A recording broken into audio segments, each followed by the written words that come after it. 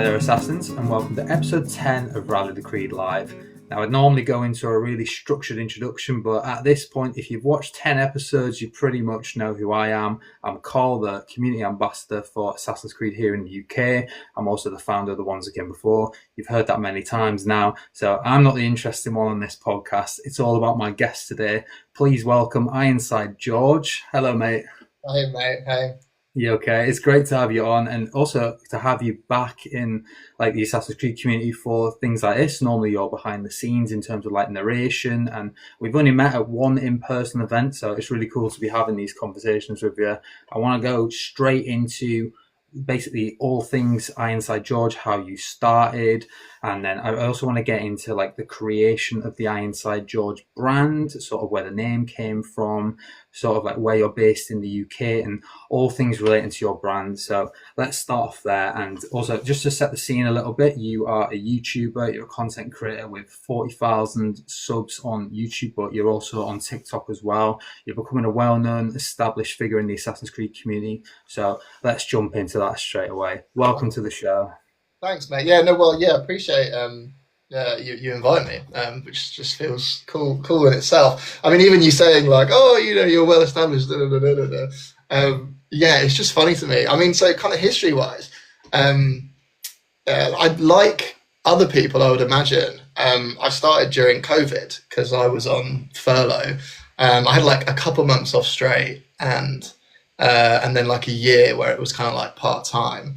And initially, I started on Twitch actually with a friend who's also a content creator, but he's kind of taking a break, I guess. But he's great as well. He's called Gingerbearded Gaming. If anyone wants to go and check him out. So I started on Twitch, and I kind of enjoyed it. But then I sort of realised that actually, like, the man or the hours behind it, like creating like a Twitch channel, is crazy. Like the community that you've got to build, and almost like you've got to watch other people to get people almost coming to you to then sort of build some traction. And it was, I had never edited a video before either. So initially it was kind of like, I actually started making like Call of Duty, just fun videos, no like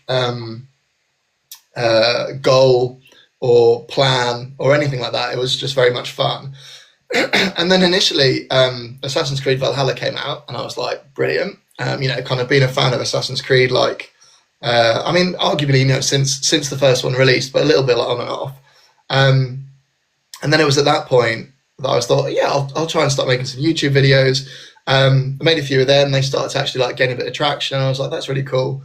And then just transitioned to YouTube fully, just because I love the process more. Like I love, it's all really, really hard work, like writing, you're talking about the guy writing an essay, writing a script and like gathering up all your facts and evidence. And also like, a lot of the time I will just review one of the Assassin's Creed games. So I'll replay it, I'll make notes as I go, I'll then put that into a script. You then record the audio, you've got to edit the audio. You then got to put it into your video editor. Like the hours and hours behind it is amazing, but it does also mean that, you can do it as often as little as you like, which for me is really, really useful because like most people, like working full time, having a kid, like just juggling any form of like extra stuff on the side of that is really difficult. And then, kind of just since then, it's funny when like, I don't know if you're the same, but if you've ever watched like some of your earlier content, some of your later content, you're like, oh my goodness, I can't believe like 100%. But even like, I'm sure in a year's time, I might go back and watch something that I made last week and be like, oh man, like, I could have improved that in so many different ways. But I think that's about it. And then eventually, Assassin's Creed, the guys from Ubisoft invited me to that event, which was amazing. Like it's the only, in-person event I've ever been to, which is really, really cool. And then, just plodding along now, making fun bits of AC content on the side. But I love it, man. It's I do very little else other than like work, family, YouTube, and maybe like some friend stuff on the side. But no, man, it's great. That's a good balance. And I think you've really broken it down well there in terms of like what it is like to be a content creator. And it's something I went through with Joe Raptor last week. I try not to use the term YouTuber because it's a lot more than that. Like you said, there's a lot of writing involved, there's script writing, there's narrating, there's editing. Like it is like quite the collection of things put together. And I feel like it's quite like reductive to use the word YouTuber. Like I think content creator is a better like term. But for sure, like there's a ton of stuff that goes on behind the scenes, like you were saying about Twitch before. Like you have to like do all this stuff before you even get like noticed. But with YouTube, like you really put your time and your effort and your heart and soul goes into these videos, and hopefully there's a payoff at the end of it. And for sure, I mean, I've looked at your numbers before jumping into this today, and I mean, I'm super impressed with like the sort of traction you've had online and in terms of like your subs as well. But even on like TikTok, like I mean, we didn't really mention that one, but I mean, we sort of grazed over it before the stream, but there's your top video is like 150,000 views on TikTok. That's seriously impressive. Yeah, no, I mean, TikTok's a funny one. Like, short form content, I mean, again, that even takes longer than you might think to make. Just like constant, like you're trying to keep the editing a lot quicker. I also find as well, I've never paid for, like automatic subtitles. So I use DaVinci Resolve to do my editing, which I love, and I do use Premiere Pro for work, but I prefer DaVinci. But if you want to get automatic subtitles, you've got to pay. And maybe one day I'll do this. I've had it as a reminder, like, oh, you've just been paid. Maybe you want to upgrade your DaVinci because you don't get automatic subtitles. So I'm putting in like each word, like just typing it in, dragging it on individually. But yeah, no, I like it. I mean, short form content is an interesting one in itself. In that, yeah, I've been really successful. To be fair with it, like millions and millions of views, which is awesome. But there's also a slight difference. I actually think if I was to start now, doing YouTube, I would probably just have a shorts channel and a long form channel rather than having them together, because I find like you can have lots of short form views and they might come back and they might watch some of your long form videos, but it could also kill your click through rate. So I don't know if do you know The Exile? Yes, you know what? I listened to the Podyssey podcast. Yeah, same. Which is cool. So he was actually discussing this on an episode I was listening to earlier. So that's a really relevant point. So he actually stopped his main channel and said, "I'm just going to start doing shorts on this now," and then started a new channel, which is really brave, to be fair. Like to go from, I think he's got like, I don't know, 30, 40,000 subs or something like that, to then go like, oh, I'm going to just forget long form content on there and start from scratch. And to be fair to him, like, he's putting out videos and they're getting views. Like, it really is a case, I think, with YouTube that if you do make a decent video, chances are YouTube will know that and it will promote it for you, rather than like, and I think that's why it's so beneficial, rather than something like Twitch, where if you make a great piece of content, you're very likely to get actual traction of views on it, which is really cool. But yeah. I mean, James makes a good point as well. Between making the videos, editing the videos, replying to comments via videos, making sure it's engaging enough, it's difficult. There's a lot to think about as a content creator. And this is something we like to get into on the show. We like to get a bit personal about go into like how content creation process begins with our YouTubers, content creators, where the process begins and how it ends. When are you satisfied with the end result, and how do you know when something's ready for launch, and what sort of feedback do you generally get, and have you ever been disappointed with the results?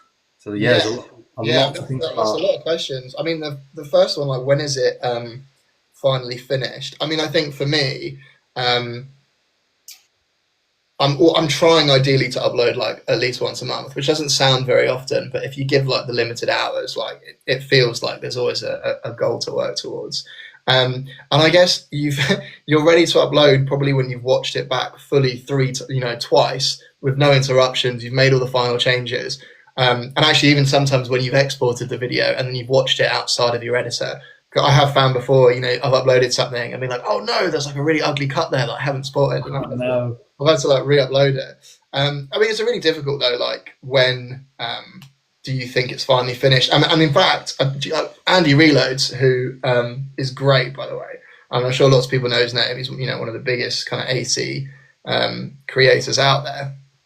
He just put out a video about the claws of Awaji last week, I think it was, or just when it dropped. Yeah, so last week. insane. Like the amount of time that has gone into that video. It's ridiculous. I messaged him and said, "It looks like you have a team making this." Mm-hmm. I cannot imagine the amount of hours that would have gone into it, and not just like writing the script, but it's like the editing is so quick.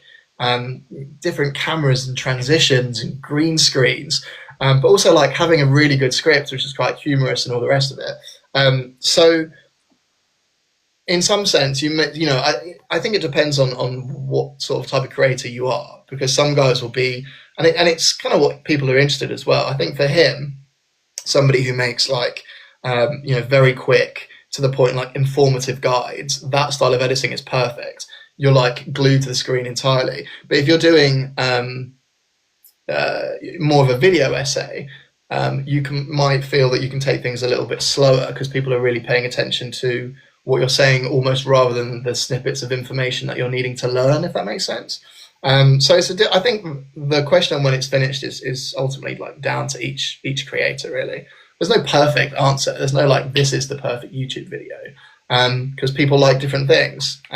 So yeah, we've even got, like, in this day and age with shorts, and in fact this is quite funny actually, slightly off a tangent, but I was talking to I volunteer this local youth club, and I was talking to some kids, and I think it was like, "Oh, what's your favourite film?" And their answer was, "Oh, I don't watch films."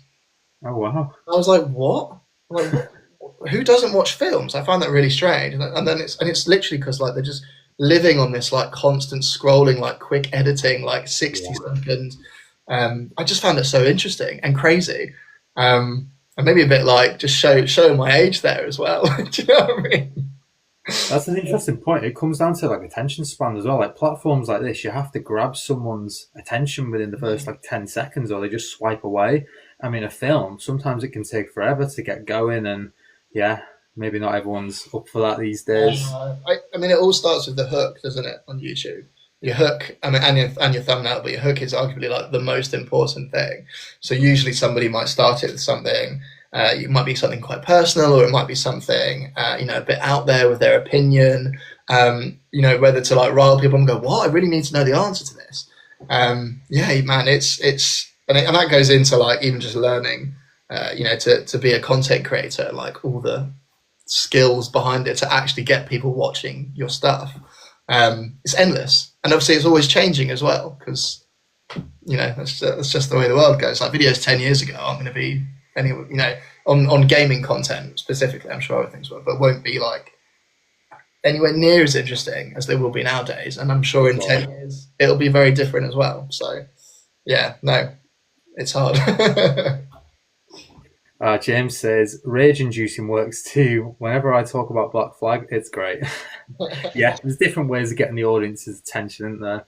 I mean, I was talking about this with Joe Raptor last week. It's just sort of like there are different types of content, and like you say, it's an interesting point about splitting the shorts from the long form, because YouTube prefers one over the other. I think a lot of content creators are finding that themselves, where maybe it is better to have a separate channel for that sort of thing. I mean, here at the Ones Again Before, we're trying to get like the mix, the balance right. We are releasing obviously the full podcast episodes, but the main reason we've got eyes on the podcast is through clips, which of course are like 2 minutes or under. So yeah, for sure. I mean, I understand the concept of that.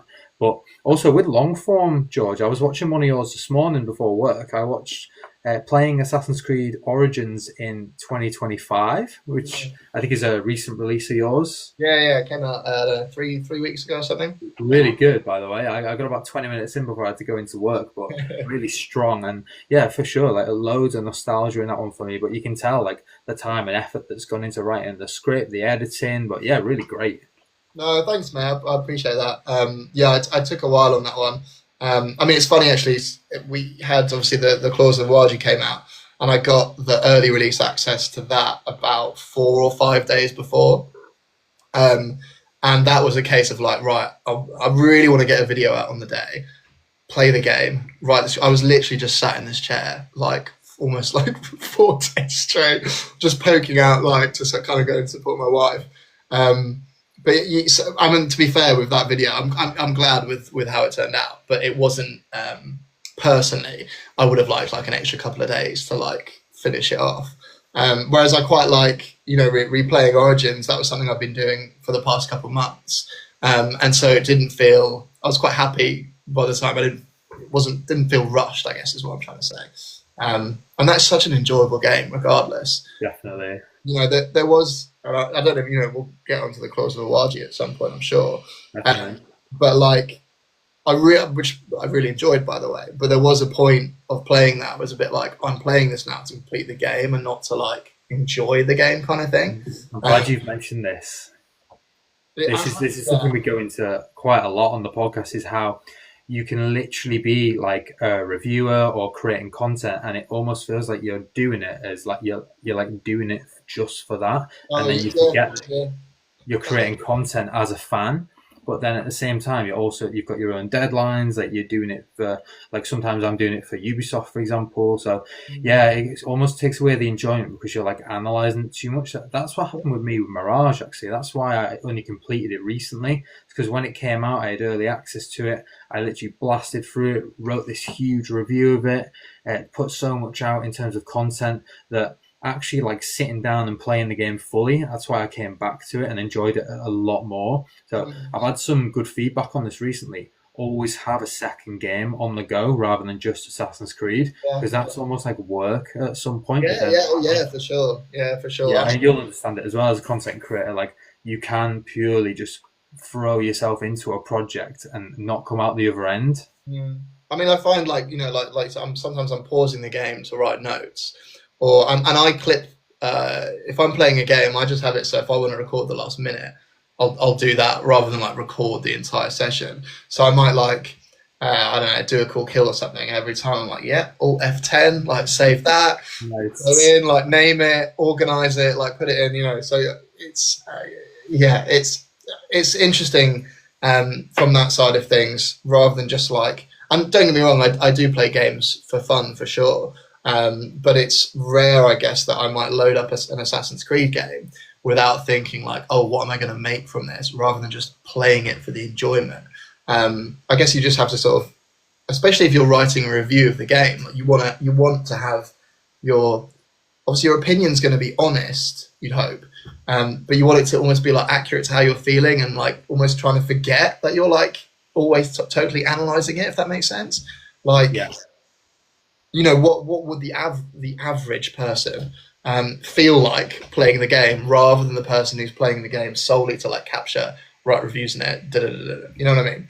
Exactly, yeah. This is how I often feel when, like, for example, if I get like early access to the game, for example, like, which has happened in the past, and then I'll like write like a critical review before the game's even launched. So it's the exact same process, except at that point there's a chance of the game being edited to a point where fans will enjoy it more, because like community ambassadors like myself have had the early access opportunity and have made these changes. So there are changes in games that we play now that have come about because of people like myself around the world.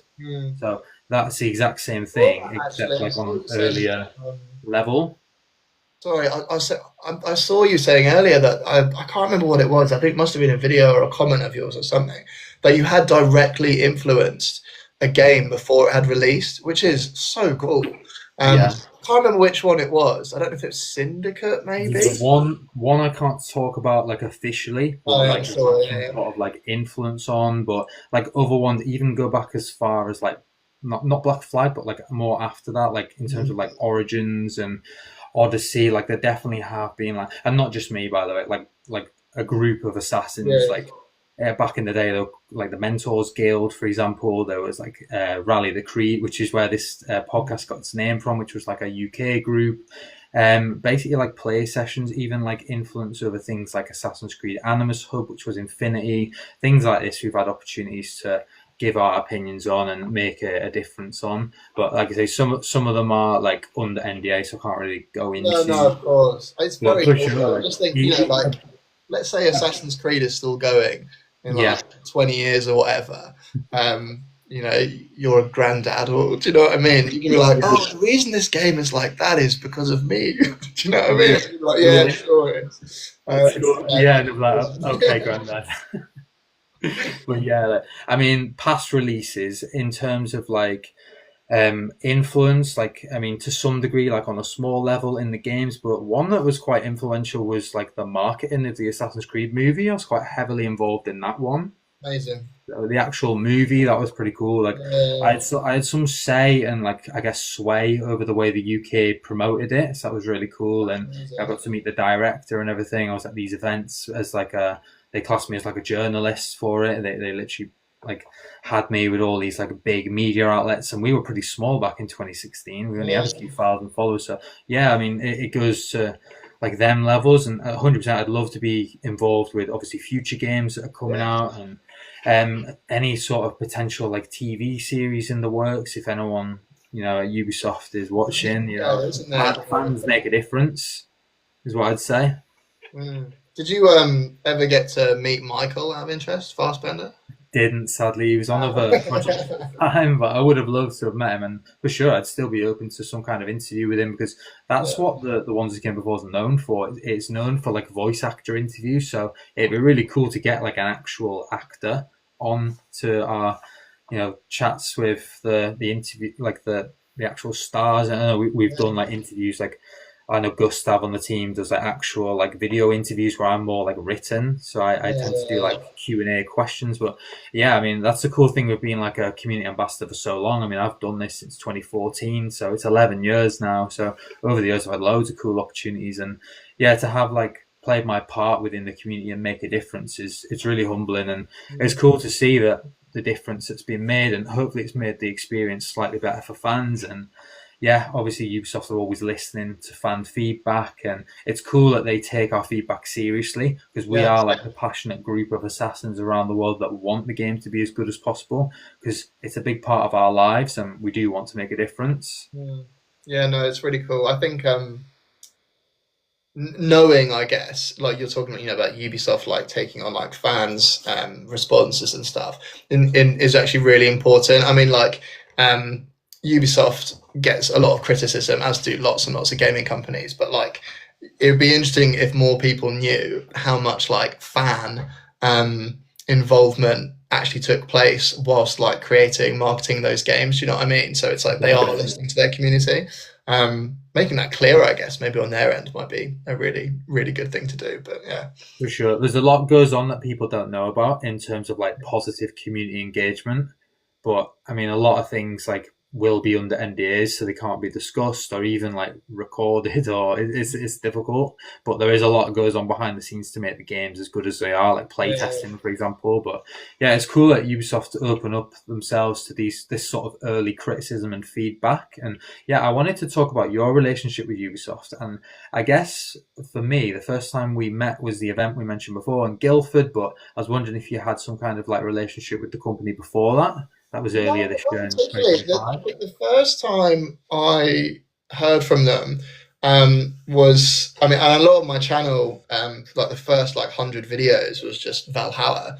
I was just like, I mean, which personally, I really, really loved that game. It was massive and beautiful. There's just tons of content to get out there. But so they gave me early access to the Dawn of Ragnarok DLC, Nice. which, and at the time I was like, oh my goodness, like they've reached out, kind of thing. Um, and I mean, and then from I think it was I can't remember. I think I then did get early access for Mirage as well. Yeah, I did. And then it was just a case of got invited to this event, which to be honest, I was gutted to not really take full advantage of. In that they were like, oh, you can stay the night, and the hotel looked really nice. And at the time, my baby was like 3 months old or something. Guildford's like half an hour away from me, so I was like, oh, I'm just going to get the train back.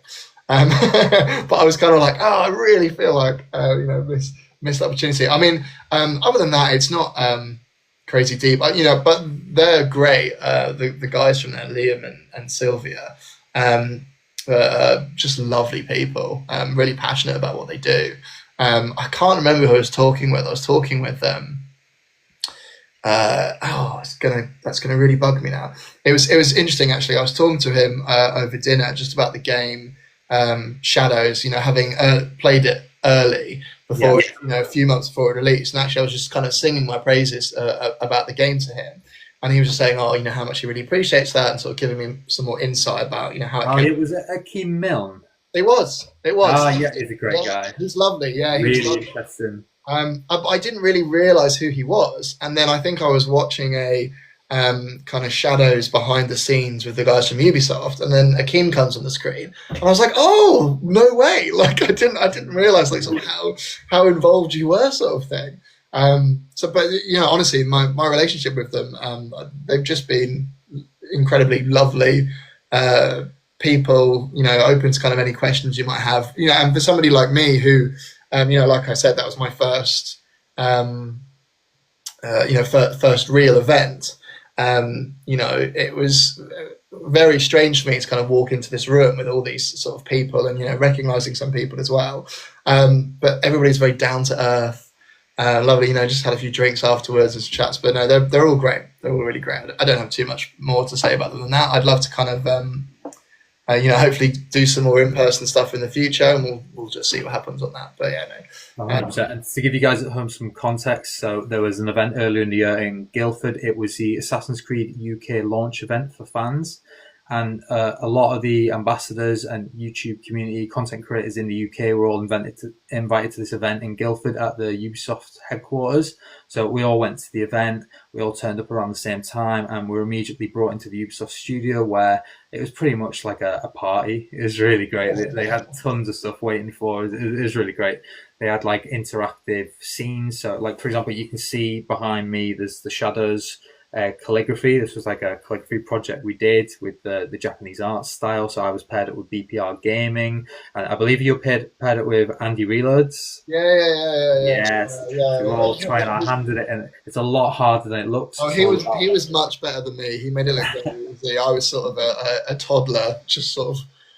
I mean, it's funny you said my bonsai tree is just sitting. Oh, nice. I've still got mine. Yeah, we all got a bonsai tree. I managed to bring it back to life a few weeks ago. I'm sort of having neglected it. But no, it was a really, really fun event, and it was funny actually because a lot of people, saying, "Oh, this is my first event," and they were like, "Oh, this is so different to what other people." It was nice and chill. It was a good group of people at BBR's. He says, "Bro, mine's more dead than Desmond." Not gonna lie, that is sad to hear. With the bonsai, you got to water it once a week, and I think that might be the downfall of a few of these plants. It needs to be happy in the corner of a room somewhere, getting all the sunlight. Because mine was looking a bit sketchy for weeks, and then I stopped watering it, and it tended to be. It was exactly what you've done there, mate. Watering it daily, doesn't need it, and it takes water from the roots. So key advice for all our Assassin's Creed listeners out there. If you got your own bonsai tree, listen up. Yeah, that's what you come here for, all the bonsai gossip and all the techniques on how to keep them alive. Yeah, once a week from the roots upwards. Yes, that was another thing we all got the bonsai tree. It was a really nice gift, and all the guys at Ubisoft, the comms team, they're really so lovely in the UK. And yeah, we all got to go through and play the game. I believe it was a couple of days early. Might have even been a week early. I think it was.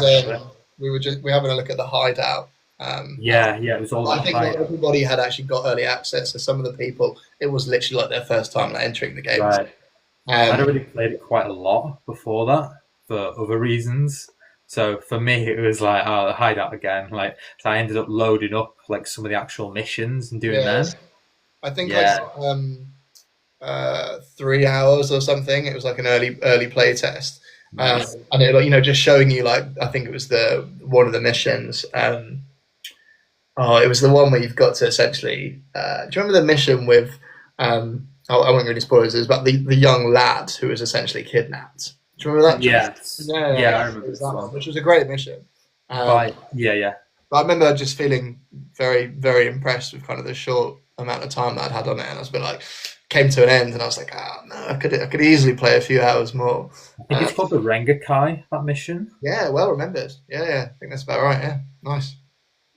Yeah, that is a good mission, by the way, and that really shows like combat out of nowhere, because that scene begins in like a nice quiet like poetry reading session, and all of a sudden the child's kidnapped, and then you're literally in the courtyard fighting off these enemies. You literally really cool. Through like the paper doors, don't you? Yeah. And then it's like boom, okay, quick, go. Like, right, straight into it. There's like 10 people you need to take out before they do any damage to your allies. That's a really good mission. And yeah, I think that was one of the demo missions that was played quite a lot by people. BPR Yeah, game. so, Oh yeah. yeah, right on. Yeah, so that's some of the things we did. And then I mentioned Akeem Milne. He was the cinematic director on Assassin's Creed Shadows. So he did a talk all about the things you might not have noticed in the game. And it's cool because like I realized pretty early on who he was and his influence. Obviously, he's a member of Ubisoft Quebec.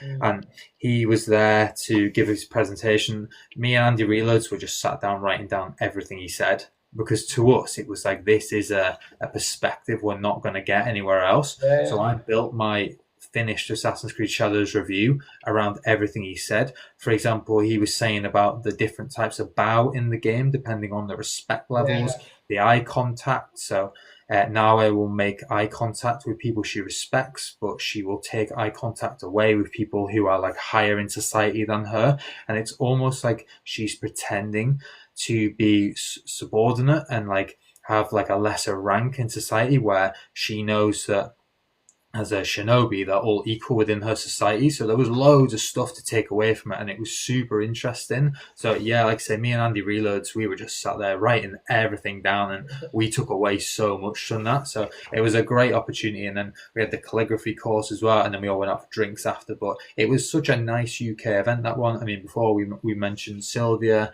Liam, and then obviously there was Stefan, the comms team behind the scenes, but lots of great people involved in that one. There was Ben. Yeah, the UK community really came together for that one, and we had a great time.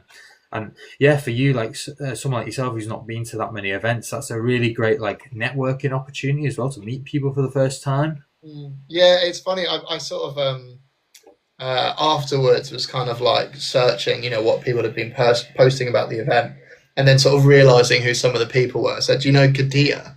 Yes, yeah. So who's got a really decent following, and she's there was a image she shared recently. Her I don't know if it's in like centre of London. It's just her face on like 3 like huge like electronic billboards, or she's like invited to some I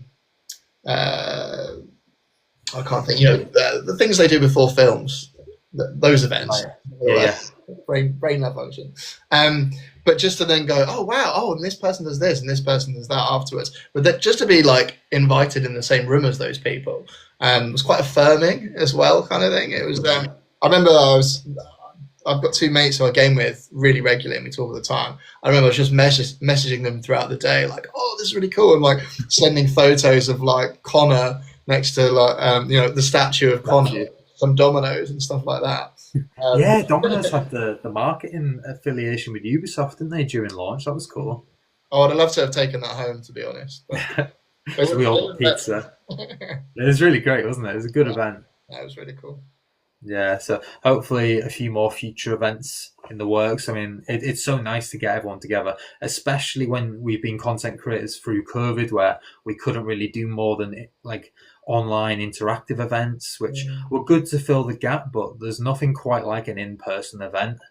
It brings people together. You obviously got, although it's not confirmed, you've got the Black Flag remake, you've got Hex or Hexe coming, and various other things in the pipeline. So I'm hoping, lots of those things might be, not too far away, around the corner. Definitely. So fingers crossed we get some opportunities there and bring the community together once more.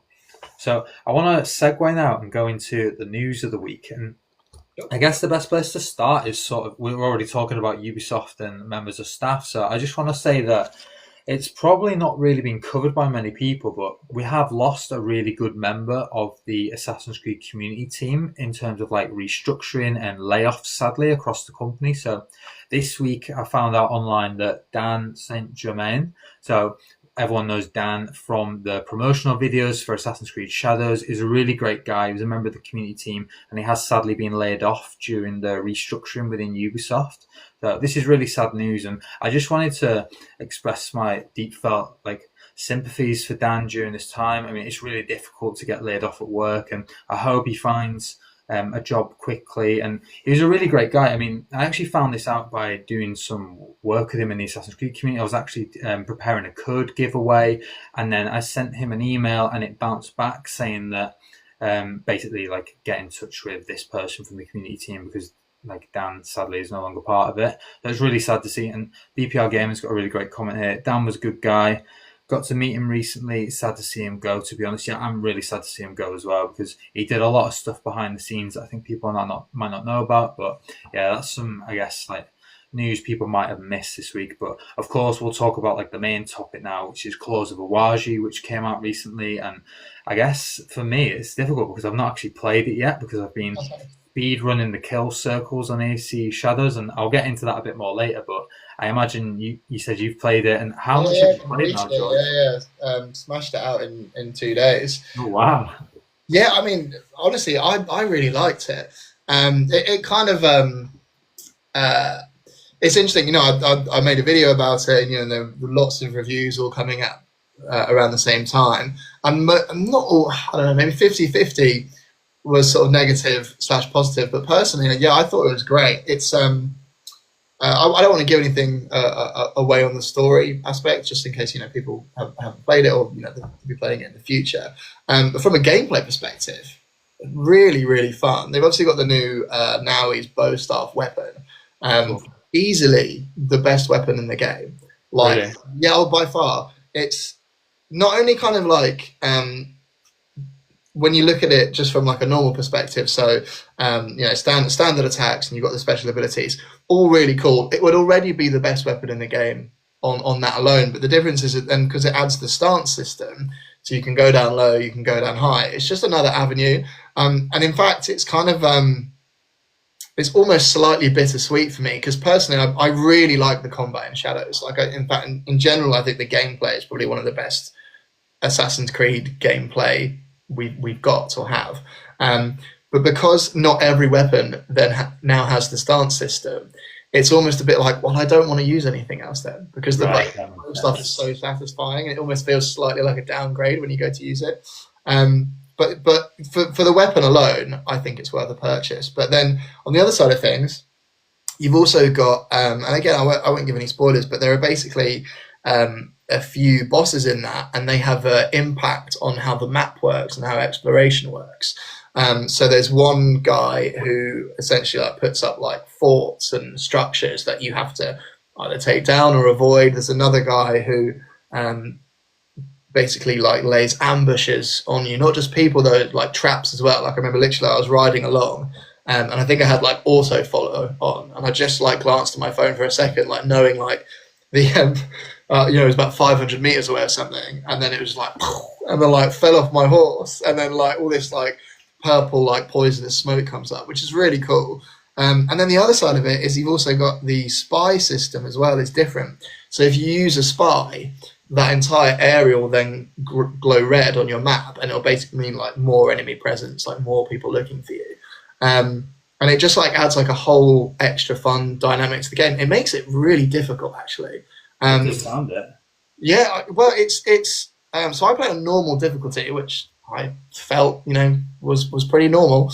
But I found like literally the boss battles, especially the guys that I took out last, I actually had to turn the difficulty down. Like, I spent 3 hours trying to kill this one guy, and you know, I'd be battling him for like 10 minutes or something. He's like at half health, and then suddenly he'll just like do some move that he hasn't done yet, and he'll just smash me in one hit. You know, I've got health saved up, and I'm like, and I said like, this feels like a Dark Souls game. Like, and I said, it was really funny actually. I was trying to finish the game at this point, like knowing I was quite close to the end, and I said to my wife, I was like, I'm trying to finish this thing. I was so close.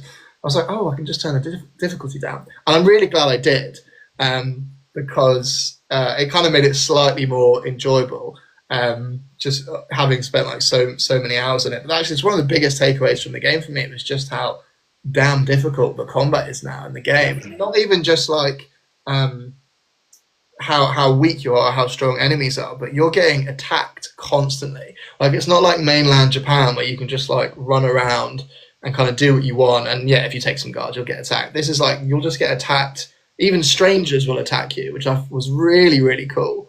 You're just like running past, there's a group of people chatting, and then suddenly this woman just pulls out a knife and like just lobs it at you. You're like, everyone's an enemy then. Yeah. But no, so yeah, in general, I thought it was a great DLC. It could maybe have been a little bit longer story wise, but I think if you like the main game, and you enjoy the gameplay from it, you're definitely going to like Claws of Awaji. So, yeah, no, I'd recommend it personally to anybody who's kind of umming and ahhing. But yeah, let me know what you think when you get around to it. For sure. I mean, I'm so close to getting there now. I mean, I've just killed all of the Shinbaku, so now it's literally a case of chatting with Junjiro, and then I've already read what it's all about. I mean, we can obviously discuss Assassin's Creed Shadows main game spoilers because you have to have completed that before you even get to the DLC. So I believe he's going to create like an Assassin Crest banner, and that is literally all I have, and I've completed it. Oh, okay, well, you're really close. Yeah, so you've done the Naui and Yasuke like personal. Yeah, you know what? I really enjoyed that content. I thought it was brilliant, especially the flashback scenes for Naui. I thought they were really good. Yeah, But Yasuke's personal story is so brutal and hard hitting. I wasn't expecting that.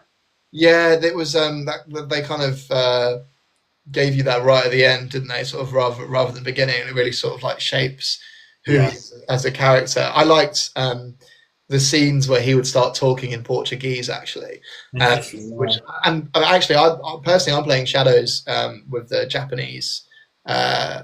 Oh, Yes, cool. English subtitles. I just did from the start. I don't know if it's because just kind of watching anime and stuff. I was like, do you know what? Yeah, I feel like. But yeah, suddenly I'd be like, oh, he's like, oh, and a lot of those scenes, it's sort of you can see like his anger come out. I guess. Like I think if you play the game without kind of finishing Yasuke's like main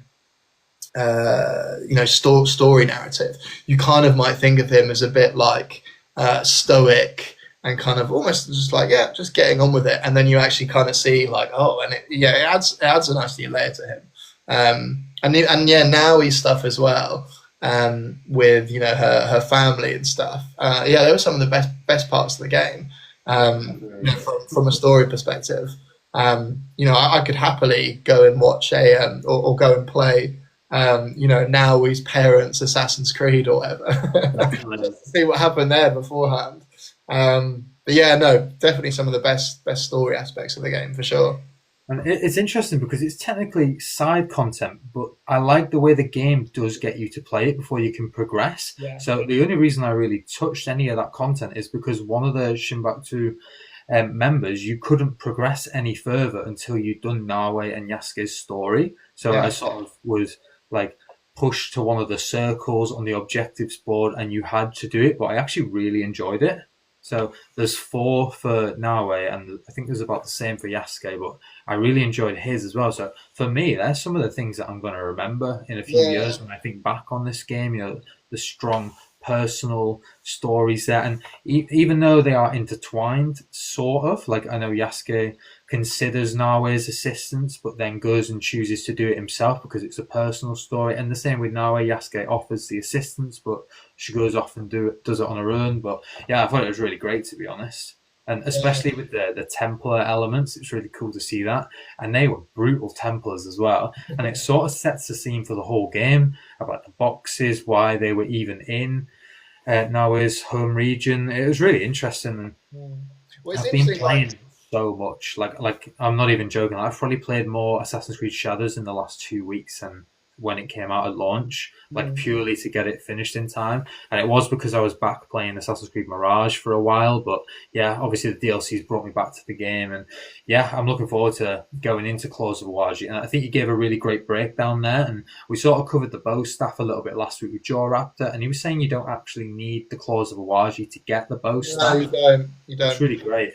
Yeah, I think you get it automatically, but obviously if you want to get like other versions of the bow staff, then yeah, you're going to need the DLC, which I thought was actually quite an interesting choice, to be honest.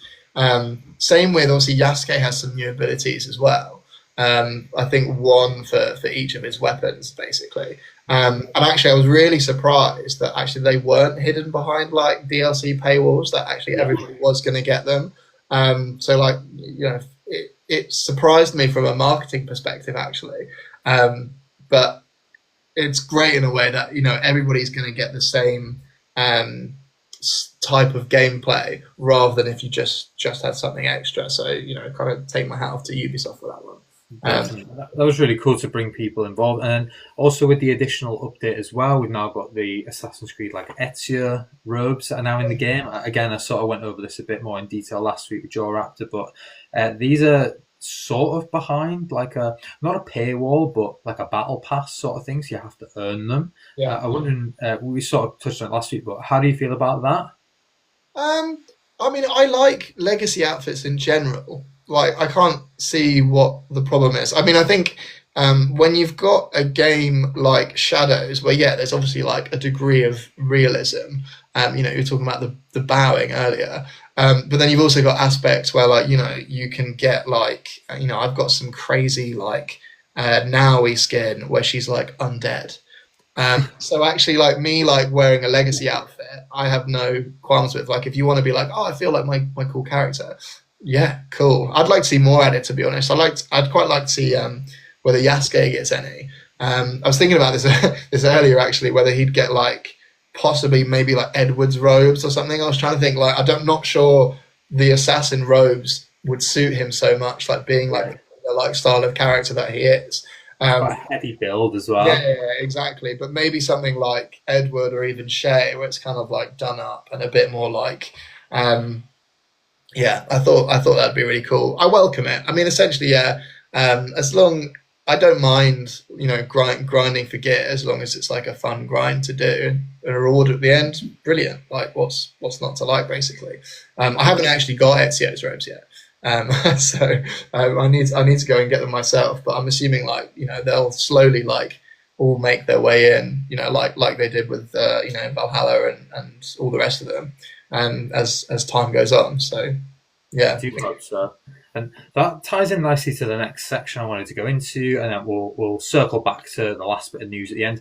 What are the things you hope to see from Assassin's Creed Shadows going forward? So we mentioned the legacy robes, so some good ones there. I think Adewale, Edward, maybe not the Fry twins, they're probably a bit too modern, but for sure, like Shay and characters like that probably work really well. And then for Nawe, of course, Xiao Jun needs to be added. I'm amazed it hasn't been yet. I mean, it would just fit her build perfectly. And then as well, maybe Altair, like a female Altair, would work really well. That could be really cool. I mean, but hopefully going forward. I was thinking actually about, and I don't kind of want to, the Claws of Awaji story focuses on Naui more than Yasuke, essentially.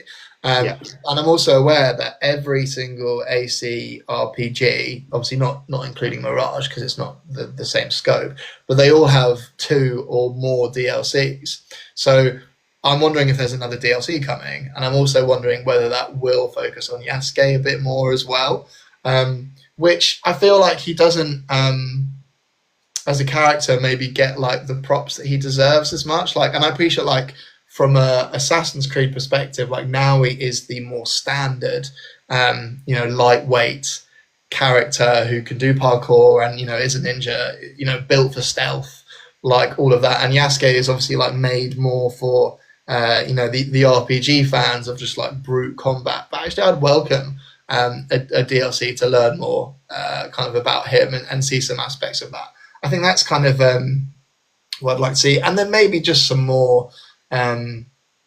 Small updates. Like with Valhalla, they had events going on, regularly, like every 3 months, where it might be, just a few extra hours of content. You might get some extra gear from it. I don't know if you remember, they had like the Oscaria festivals. Yes, various stuff like that. Yeah, and you could get the new short sword. So more weapons also might be kind of cool. I don't know what they could add in. I'm not like sort of well versed enough to go like, oh, these are the top 5 like Japanese like style weapons. But I mean, I'd welcome some of that just to kind of keep, once you've used, a few weapons for several hours, I like swapping to the next one. But I would love to have something added for Yasuke as well. I think would be cool. Maybe another quick style weapon.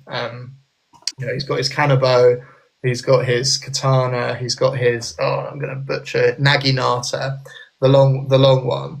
He's got the teppo and the bow. I'm sure there's some other cool item that he could be given. And actually, slightly different. I don't know how you feel about this, but I would like him to have a bit of a parkour update. Yes. I'm not saying Quite it has to be clunky. like Naui, but I don't like um, even not able to like climb certain things can be like when you've got to get, and I get why they've done it. But you're like sometimes you're like climb almost to the top as Yasuke, and you're like, oh, I can't, I've got to switch to now. So you like jump off, go into your inventory, and then like just rappel yourself up. And I'm even if he felt a little bit more like Eivor or something, so like slow but could still do some stuff. I think that would be kind of cool. I don't think it will happen, but I think it would be cool nonetheless. Going back to what you said about a Yasuke DLC, I think that's a good point because obviously this is a heavily Norway focused DLC. Maybe they could do a Yasuke one. It'd be interesting if they sort of did a bit of time progression, maybe give Yeah, Yasuke like a white beard or like a grey beard and show a bit yeah, of time's gone by. And when you're on this island, you are playing as like an older version of Yasuke. And then you could definitely give him improved parkour because he's learned it through the assassin group or the, I'm going to butcher the name, the Kiki Iki, which I can't say. But yeah, for sure. Like, I mean, they could show Yasuke's progression with parkour because he's learned it from the assassins and Nawe, and yeah, maybe he's had some training a couple of years yeah, later yeah, and it has exactly. improved. And maybe on a new island or wherever a future DLC could be set, he's all of a sudden like quicker and I don't know, maybe he's leaner and he can move a lot faster. His parkour abilities have improved, and then I don't know, because you wouldn't be able to go to the main island of Japan and have these abilities. So that would be a bit frustrating. But just an Yeah, idea. If that's like a canon way they could do it of improving it. But then no, that'd be maybe, cool. That'd be cool for sure. you know I what I mean, mean? I'd be Maybe like hoping. the open world, like adventuring, you could play as this like older version of Yasuke, like with like an animus glitch or something. But yeah, for sure, like they can add something because I mean I do attempt parkour with him. I like to get a bit of height and then shoot the teppo down on people. Or before you mentioned archery as well. I mean, I Yeah, like to shoot poison arrows at people. That's a good one. But actually, inspired by your Assassin's Creed Origins video I watched earlier, there's Bayek has the very quick shot arrows. I think that would yeah. be When he really jumps useful. off and he's just Like firing so many arrows at once. I think that would be really cool to bring in for Yasuke. They could definitely do that. And then as well, another thing they could add in for Nawe, I would like some more stealth opportunities and weapons because I feel like I use the kunai so quickly and the yeah, throwing knives so quickly. When they're gone, I really do struggle. Like unless you want to get close and personal with a hidden blade, I mean the bell is only so useful. You've only got 4 options really. It would be cool to have like Mirage has got the different types of smoke bomb. So like Basim has the yeah, blood smoke bomb. He's got different types. I mean, a great example of like bomb crafting would be in Assassin's Creed Revelations, where Ezio can literally make his own bombs. You can put gold yeah, in them. You can do the sheep's blood. So great that crafting system. I'd love for it to return in some form. And what better opportunity than an RPG game? So yeah, that's something they could really hone into. Like maybe they learn how to make their own weaponry. I mean, there is like a blacksmith at the hideout. Maybe if we did like future content, they've learned how to improve their own weapons. traps would be And cool. I Like if actually you find had it like a a little proper bit trap. annoying that you have to go back to the blacksmith. I think there's another name for actually, I don't think they use blacksmith in Shadows, but you have to go Yeah, back to this guy every time you want to engrave your weapons or upgrade them. I think it'd be cool to do it on the go, and the lore explanation can be, well, they've lived around them for a while now, they've learned how to do it, they've learned these skills, so the same as parkour, really. yeah, And maybe have showing improved. like their influence in the world or something. Like after like, and maybe you can't do it. Maybe it's halfway through the game or at the end or whatever after you've kind of defeated the Shinbak Fu. I think a trap actually would be really cool for Naui Oh, because yeah, that's a really good like idea. Azim has one. Um, and yeah, she is brilliant for stealth. Like it's easily the best like stealth RPG system. Like Yeah. she's really fun. But that could be really cool. You can just imagine like sneaking through the shadows. I don't know. Maybe you take somebody out. Like that the body's going to get spotted, so you can like attach a trap to the body or something like that. That's cool. Yeah, I don't see why not. You never know. I mean, like the games came out in March.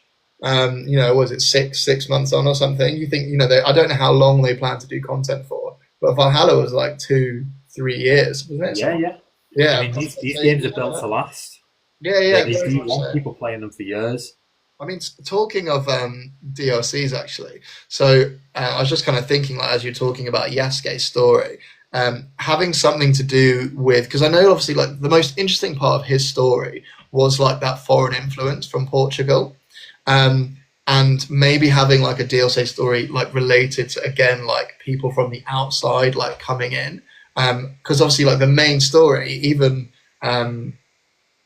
Awaji is kind of focused on Japanese people rather than like so much like outside influence. So yeah, could be really cool. Fingers crossed, man. I really hope so, for sure. And going back to what we said about legacy outfits, I wanted to discuss the possibility of like outfits to disguise. So we see this a bit in like Assassin's Creed Liberation. It's in Assassin's Creed Mirage, where Basim, he dresses up as like a servant and gets in, and that's actually one of my favorite missions in the whole game, where you literally sneak in as a servant. But I think it'd be really cool if they could add some kind of like disguise mechanic where now I can wear like certain outfits and she can walk right in through an enemy. Have a couple missions like that in Awaji. Oh, really? Yeah. I mean, I don't like. It's like I don't know if people want to know, or if you want to know, you just want to like go and play it for yourself. I was almost hesitant to say. So I think they've kind of, but just doing that kind of emphasizes the kind of assassins theme, I guess, of like actually being like from the shadows or looking like an everyday person kind of thing. I love that. Oh yeah, absolutely. That is one of the tenets, like it embodies embodies that, isn't it? And that's something, to be fair, that Shadows doesn't have. You can't duck out and go hide in a crowd like once you've done a kill. Yeah, you're spotted. So I mean, yeah, something like that would be amazing. If it's doing it with outfits, yeah, why not? Now he's like a maid or something. You can just imagine like working her way into the castle to like get to her target, or I don't know, poisoning some food or like something like that. Poisoning food's a good idea. I mean, it just goes like the whole black box missions. Yeah, which I miss because some of them were really great. Well, they did. There was a few small aspects of that, in that there were certain objectives that you could do in different ways in Awaji. It didn't happen very often. I would have liked to see a lot more of it, but there were a few. Whether you go in one way or another. And again, like what I was talking about, wearing disguises, that also played into it a little bit. So, more of that would be great. It'd be really servicing the fans as well. Yeah. You just hope Ubisoft's listening sometimes, don't you? Definitely. Well, you never know.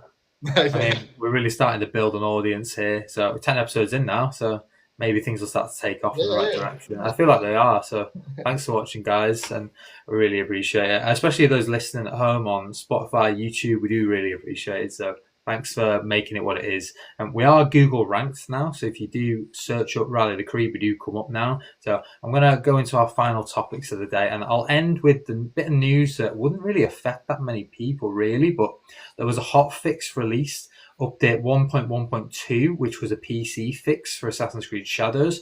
It dropped at the start of the week, and that's the week just gone.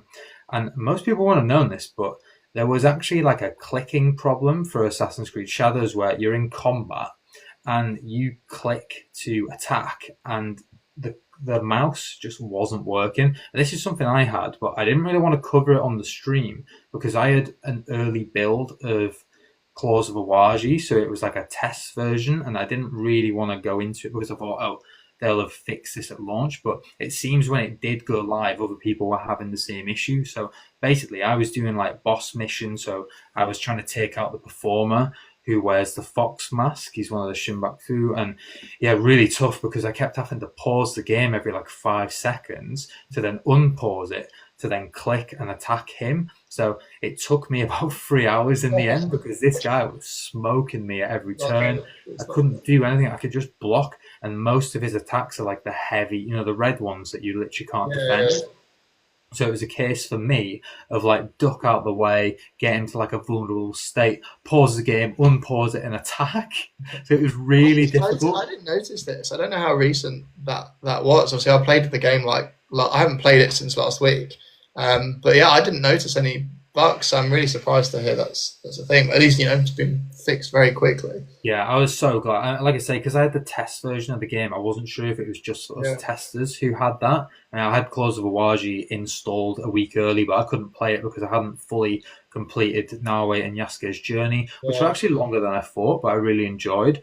And I've literally got like one mission left, and then I can progress to the DLC. But yeah, for me, that was a huge thing. It was like, thank goodness I can actually play the DLC now, and that I can actually go on and attack people. I mean, I was literally like behind the scenes, sneaking around bushes, like trying to like stealth my way in everywhere. And like, there's that mission with the guy who's like training all these like warriors, and Yeah. there's like 100 that just turn around in the cemetery. You might remember. Yeah. It's a really tough mission. There's like you have to assassinate him, and there's like 100 of his followers that come after you. Well, I was really struggling. I was having to get all my like allies to jump in and help me out, and it was a really tough mission. And actually, going back to things that could improve shadows, adding more allies to the game, because I've used Rufino recently, and I feel like his voice acting is particularly impressive. Yeah. He's got a great storyline, and the whole build up to getting him as a recruit was so worthwhile. I really enjoyed it. It added a new circle to the objectives board, and it Yeah. would be cool to see more interesting companions with a backstory. And he's one of them that, like before we mentioned, like the influence of Portuguese and Portugal on Japan. So he's actually another foreigner in the land. So it was interesting to see his perspective, and yeah, it'd be nice to have a bit more storyline with him as well. I know it was for Critical Role, there was like a team up there, but I thought he was a really interesting character with great voice acting. So it'd be cool to see more opportunities like that and more people coming to the Hideout, which is basically at this point Connor's homestead from Assassin's Creed 3. Everyone's got a role in building a different version of the Brotherhood. I mean, so that Rufino, obviously, yeah, they brought him in like what 2-3 months after the game released. You would assume, if there are years of content to come, that we might get more than at least one extra, ally into our mix. I'd really hope so. And yeah, like you say, like looking into different aspects. Like outside influences and stuff could be really cool. It wasn't just the Portuguese, was it, in Japan at the time? So I'm actually adding like, rather than a 10-minute like, oh hi, I'm your new ally, like an actual like mini like story as well. I think that's the thing that a lot of people who maybe have already completed the game and maybe they've just completed Claws of Awaji, they're going to hopefully be hungry for more content. So stuff like that is ideal, outside of like a DLC, just like free updates and stuff. Yeah, I really hope so. I mean, I don't know, like, they did release their summer roadmap not that long ago, which obviously did include the Claws of Awaji in, but you'd hope, like, summer's just come to an end now, hasn't it? Or is about to, that we might get like a roadmap coming soon with like more like updates to come. Yeah, I hope so. And even like for the people who haven't maybe purchased the game yet, so when they do, there's like even more content and even more stuff that's fleshing out, like the bow staff. I don't know at what stage. I'm assuming, if someone was to buy the game now, they would just have the bow staff from the beginning. I imagine so, yeah. And they would play the whole game, which would be awesome. Like, I'd love that. I might have to start thinking about New Game Plus or something. New Game Plus. That's the way to do it, isn't it? But yeah, that'd be great, man. It'd be great. I've got a really good comment here from James. Says the Critical Role collab was fantastic. I think Ubisoft have done a great job with Shadows. It's really cool that they've managed to do that, and it's such an interesting partnership. So going forward, I think Ubisoft are hopefully open to more opportunities like this. It's something a bit different as well, and it was a great, memorable storyline. So hopefully they can add more interesting content to Shadows, and like you say, with a different roadmap that hopefully outlines more content coming. Because once you've completed Claws of Awaji, there's obviously the daily missions, for Animus Hub and stuff like that. But I guess you get to a point in the game where there's not too much left. And I guess from my own experience, I've got a ton of stuff left to do in terms of like the assassination circles. I'd be interested in seeing more of them, but with like unique weaponry from those that you kill. So a bit like the Nemesis system in Assassin's Creed Odyssey, where they hunt you, and I forget what they're called. Like the mercenaries that come after you. Hunters, yeah, with like the bounties. So you've got the Guardians. You can spend ages killing these huge guardians, and then there's no like unique weaponry. You don't feel like any sense of achievement from Right. it. You're still wanted in that area, so you don't really progress. I think the guardians all need unique weaponry, maybe even get mastery points from killing them, because they are really difficult. So Mm. that's one thing they could add, or even like have the leaders of the guardian as like another circle on the objectives board, and have them be these like huge, like I don't know what they're called, like maybe the gods I think they're called on the board. Yeah, yeah, yeah, yeah. You know what I'm talking about, and they're all like, They're all like uh, wearing masks, I think. A lot. yeah, they're all like wearing masks, and they're all like the mysteries and like the different kinds. I don't know how to describe it. They're all like tied into the folklore. Did you So get to the I forget what she was called. Oh, like the woman, the demon woman. Have you got to that yet? is she like in a hut in a forest? Because I've done that one recently. Yes. Yeah, yeah, yeah. Like I Yeah, love that. That like totally came out of nowhere, and like the idea that like the whole time, now he was a bit like, oh, they're not real, kind of thing. And then she was suddenly like, just like screaming in your face. I was yeah. like, ah, That's that's really cool. I really liked all of those small, like folklore tales. I found some really weird ones. Have you come across the guys with melons on their heads I yet? was just thinking that's hilarious, isn't it? What is that about? And funny enough, like I was making I made a video about like what's the word I'm looking for? All the small like references in the game that maybe people don't realize. So like like the run that now he does like on that specific like thin part of roof is like Naruto of like the Yeah, I definitely see the link there. yeah. The Well, there's another one as well. Like you come across, I think it's one of the paths, like the parkour paths. You come across a rock cut in half, and that's taking reference. It's a real place in Japan. But they also referenced it in Demon Slayer as well. I don't know if you've ever Oh, heard of really? it. Yeah, yeah, yeah. And there's all these little things that maybe you don't realize. There's even the first time, and maybe you might not have done this yet. If you kick somebody off a high ledge as Yasuke, you'll get an achievement pop in the corner that says something like, "This is Japan," actually, as in reference to "This is Sparta." Oh, that's 300. cool. I'd love even new things like that, like added in, would just be like nice. They're like, oh yeah. It's really good. And this is sort of something we went over with Akeem Milne, when we were at that event. He sort of touched upon all the references and inspiration, and he went through like Japanese cinema, he went through anime. There was a ton of things that he took inspiration from, comic books. There's so much. Well, the black and Uh, white mode, when they do kills yeah, and stuff. Yeah, yeah, yeah. There's another one. it's really cool. I mean, they really did the research on making this game.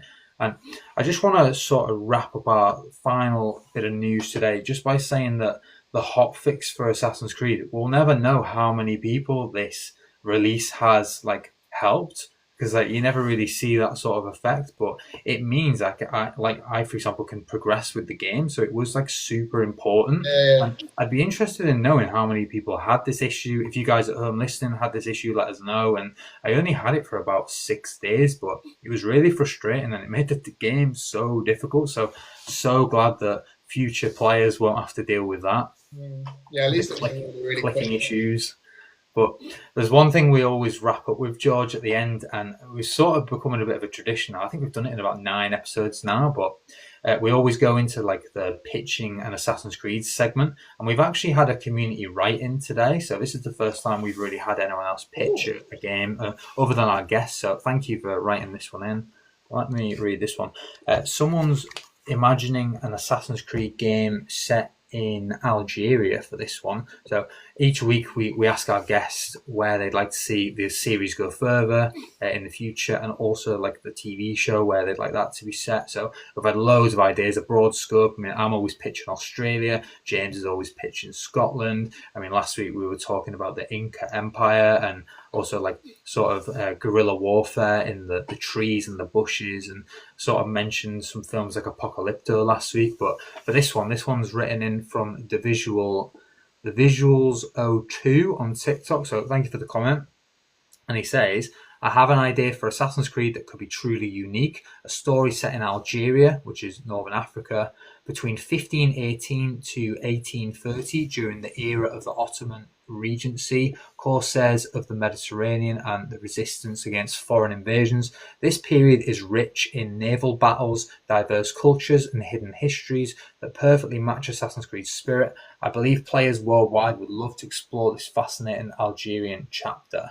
So this to me sounds really cool because this is like right at the end of like Ezio's life, for example, 1518. He sort of passes away in that region. So to give you an idea, of course, with like Revelations, we saw the Ottoman Empire, and yeah, I mean it's cool that you mentioned as well the naval battles in that region because it's sort of like north of that is sort of like the Mediterranean around like Greece and Italy and that area, and it'd be interesting to see like these huge trading ports and to get the perspective from like Africa where a lot of the games are like Eurocentric other than Origins, but that's way back in time. But this is more like the 1500s. Even though it says 1518 to 1830, I'm imagining it around the 1500s. I imagine there's all sorts going on. Slavery is obviously still a thing, and you'd have like the different animals as well in the world. So Algeria is an interesting one because it's sort of close to Morocco as well. You could sort of open that up as well and have like the outlands and the desert areas. So a ton of things they could do there. I mean, of course, even further on your ship, you can get across to like the islands that people go for parties now. Are we wanting another big naval Assassin's Creed game? Like taking us back to like Black, which personally I loved. I wasn't so much of a fan of it in Odyssey. Obviously, we had the segments there as well. But I loved that in Black Flag. So like more, imagine ship gameplay. I mean, I appreciate we're having the remake, but imagine, in 2026 or whatever. Yeah, cool. Like it. I think it's a really good writing. It's great that we're finally getting like some engagement and writing. So guys, if anyone wants to like have something for us to discuss, you got any ideas, yeah, feel free to leave a comment on any of the ones that came before platforms at AC First Civ, and yeah, give us a topic. We'll happily discuss it and give you credit. We really appreciate it. Get you guys involved at home. Yeah, for sure. Like, you can always email us as well, the ones that came before at gmail.com. But thank you for writing that one in. It was really good. We'll move on to the final question of the week. And this is like our new topic that we go into. And it's, where would you like an Assassin's Creed game to be set that hasn't been announced, or the TV show? Oh, okay. The one idea, and I'm sure other people might have had it before, I think a World War One setting. Okay. Cool. Firstly, I mean, I'm sure other people, it's quite a popular demand. For sure. I think an actual more modern day Assassin's Creed game could totally work. I don't know if you ever played, in Syndicate, you get to go and do the EV across London, which was amazing. Like the Lydia Fry. Say again. Like the Lydia Fry missions in. Yeah, that's the ones. Yeah. Well, my idea was, you've got the start, and I'm not a huge history buff, but the start of World War One was the assassination of Archduke Franz Ferdinand. Yeah. And I wondered whether you could like scope something around that. So whether either like the Assassins or the Templars actually called for this guy to be killed. I know the guy who actually did it, I think, I can't remember. I don't think he was like hired. I think he was just like a guy. I may be completely wrong in saying that, and someone will correct me in comments to come, I'm sure. But I think scoping something around that would be awesome, whether you're like, delving through Germany, like taking out all these key figures. And obviously we don't have Nazism at that stage. But obviously Hitler, I believe, was around in World War One. So even maybe seeing him when he was younger, and the bringing up of that, horrifying and really interesting. I just think, in general, I think a more modern day Assassin's Creed, like Syndicate, despite being and I like every Assassin's Creed game, by the way. There's not a game that I'm like, it's terrible. But there were aspects of that definitely could have been improved. I would love to see a new, more modern Assassin's Creed. Like, I think it could totally work. I'm not saying like, I think the gunplay would be the difficult thing to get right, like the balance of it. But if you were to like, Shay has a rifle and it works really, really well. Yeah, granted, it's like a like a dart rifle. But we do have other guns. Like I personally think it works. So that's my thing. I would love World War One set in Germany, maybe taking out like some key people going on there. Even Austria. I think that's where France. Yeah, you're right. Yeah, for sure. Yeah, for sure. Like, that'd be really interesting. And it sort of makes me think of the Kingsman movies. Have you seen The King's Man? Yeah, the newer one with the Yeah, because yeah, that sort of centers around these events, and it sort of centers around. It's not like Assassins or Templars, and it's not even too serious either. But it is like manipulating forces that are shaping the war to their own advantage. So I can definitely see elements of Assassin's Creed in that, and I think in the AC lore they've already established a lot of these key people throughout history as Assassins or Templars. But I think the reluctance comes down to having disrespecting memory of people who really yeah. existed. And I guess it was, what, 100 and something It's a years ago, difficult 110 line, years isn't it, ago. of like what is appropriate to like Yes. make a fictional story in a real time, and what like level of time you go back to. But obviously, like AC3, centered around America and George Washington and all the rest of it. Yeah, it's interesting like where that line is drawn. And obviously, we do have games, of course we do, like set in World War II, but I don't know Yeah. if realms of like real with Assassin's Creed and like the historical elements. Yeah, it's a difficult line to work out for sure. This is why they made up characters in Syndicate, because they didn't want any like descendants of these Yeah, people being offended in any way. I get that. I totally get that. It makes total sense. And then you've got like Call of Duty and stuff, and they are obviously using the historical characters, but they are introducing their own as well as like enemy types. I think it's kind of like if you're playing a game and it's essentially a game where you go and kill Nazis, nobody has a problem with that. Right, yeah. It's like working. I don't know how much they like delve into like the real people behind it, rather than just like putting like Nazis in general, rather than like Yeah. actual real historical figures. But nevertheless, I think if they could like manage that right, I think it would be really, really cool. And we're not talking about Nazis because it's World War One, but Of course, yeah. we're not far off. Something around that timeline in that period of area of Europe, I think would be really, really cool. And just to like see, Assassin's Creed always makes the most incredible worlds. Like it's something that they've always consistently absolutely smashed. So to see a newer setting in in a next gen game, rather than like, and granted Syndicate still looks beautiful, and you even have the moments in Unity where you're running through like rifts and like going into like Paris and like 1910 or something. But yeah, seeing that now would equally be really cool, so that's what I'm hoping for. That's really great. Or even the TV show could cover this. I mean, there's no reason why the TV show can't go into it either. That could be really interesting. Yeah, I hope so. What's the latest on the TV shows? They're only like Last thing I heard, they were putting together a strong writing team. They had one of the writers from, what is it called? Oh, another big gaming one. I can't think what it's called, but Last yeah, of I forget. Yeah, they definitely got the guy from Westworld involved as well, which is pretty cool.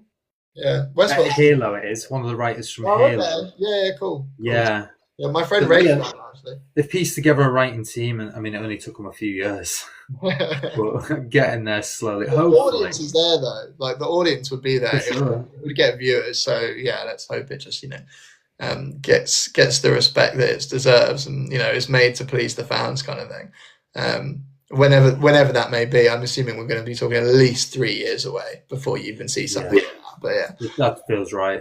It's probably going to be a while off. And I'm glad you've pitched a time period that no one else has mentioned. Because, okay. like I say, we keep mentioning the same ones each week. And yeah, we started to get into new ones last week with Joe Raptor. So it's nice to have a different perspective on it. And it's cool to know that, like, wherever Assassin's Creed goes, we as a community will back it, play it, and probably enjoy it. Especially if it goes to the core pillars of the franchise, and reclaims a bit of the identity and hopefully brings back like real assassins. Yeah, I know. I know that's kind of the difficulty. Obviously, I get comments every day, and so I read a lot of what people are thinking and saying about like what are the core pillars of Assassin's Creed, and how why people maybe don't. Not everybody supports the RPG games so much because they don't necessarily like stick to those core pillars. It's really difficult actually, because like I personally come from the aspect of like if the gameplay is good, I really like the game. I obviously want a decent story, but it's not necessarily the be all and end all for me, which I think for Assassin's Creed, a lot of the fans, that's the main like factor as to why they like the game. Like, it is the story. And so you've got the difficulty of like, you know, the past and Desmond and the modern day and how that's getting less and less and less. So if the TV show can link into those roots and like, you know, really play into like, you know, 2009 AC2, you know, deliver that like fan service. I'm not saying focus necessarily on that story, but that idea of like what assassins are. Yeah, you're on for a winner, essentially, aren't you? I guess they just have to get the balance right, don't they, between the modern day and the historical aspect. Yeah. And for a lot of people, it's about bringing back that sense of like danger that the modern day always had. There was the danger of getting found by the Templars and Desmond's on the run, and there was the whole danger as well of the bleeding effect taking over. What's going to happen? Is he going to become like crazy? Is he going to lose his mind completely? There was always these aspects, and then there was the Isu element a bit later on with Juno. She was like an overarching villain, a threat. She could destroy the world, and there was always some kind of like purpose for the modern day as like why it was going on, and also like finding a clever way of making you care about the modern day, because I think that's what they're lacking right now. Yeah, for sure. I mean, you know, it was after AC3, wasn't it? You had like Black Flag and Rogue, and you were like faceless. I think I can't even remember. And then they did try and bring it back, obviously with Layla in Origins, but it just didn't like quite hit the mark for a lot of people. And then obviously, you know, the modern day in Shadows is you know, pretty non-existent, which is a shame considering the opener as well, because that actually kind of shows like that, and that was really cool, that opener of like the Animus and like showing the different worlds and stuff. That with the Animus ego, like that cinematic was great. Yeah, it was amazing, wasn't it? It was really, really cool. And like you say, it's a difficult note to hit, but hopefully, you know, if you've got the right writers on board, then hopefully we'll get it. Yeah, we will see. I reckon it'll be like 2030. That's my guess. Quite possibly. I guess that's what excites me as well. The fact that one of the writers worked on Westworld. I don't know if you've seen that one, but it's a really great show. Season 1 was incredible. That was like one of the best seasons of television ever. It, like lots of seasons do, it kind of fell off the mark as it continued. But season 1 was amazing. So if they can reach anything like the levels of that, I'd be very pleased. If the modern day was anything like that, I mean, that was really great.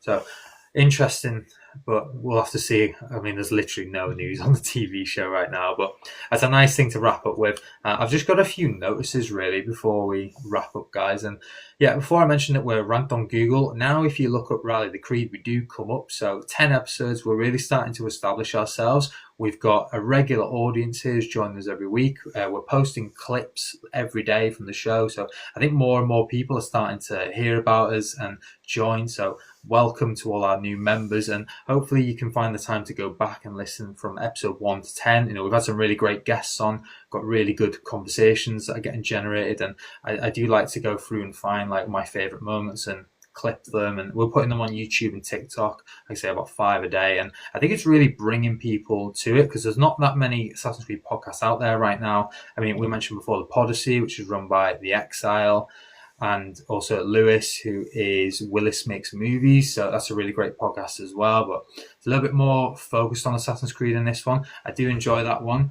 but with this one we're just trying to keep like very direct on Assassin's Creed. If anyone's got any topics they'd like to send our way, feel free. I mentioned it before how you can get in touch with us, but yeah, we're Google ranked now, so hopefully we're heading in the right direction. And thank you guys at home, because all the gifts you send in the chat go towards our upkeep of the website, our hosting fees.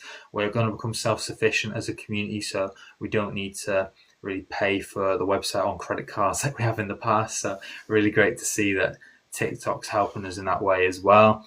And yeah, a massive thank you to Ironside George as well for joining us. And where can people find you? I'm on YouTube, Twitter or X and TikTok. If you type in Ironside George, you'll find me. I won't give the handles, but yeah, I'm there. Next week's episode, it's a work in progress soon, but it's a potentially very exciting guest. I don't want to reveal too much now because I just need to check the dates on it, but I'm really excited about it. If it does, excited without it's going to be good.